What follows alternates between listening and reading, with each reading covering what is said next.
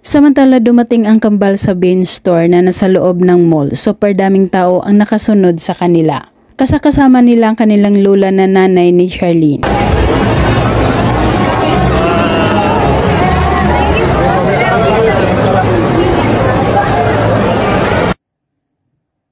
Nakasuot ng sombrero at apron ang dalawa habang kinukuhanan ng picture at todo smile naman ang kambal.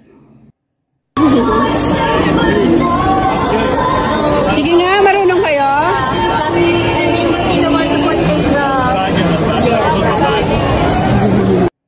Gusto naman masubukan ni na Andres at Atasha na maglagay ng gift wrap sa mga taong bumibili ng pangregalo para sa Pasko. Kayo?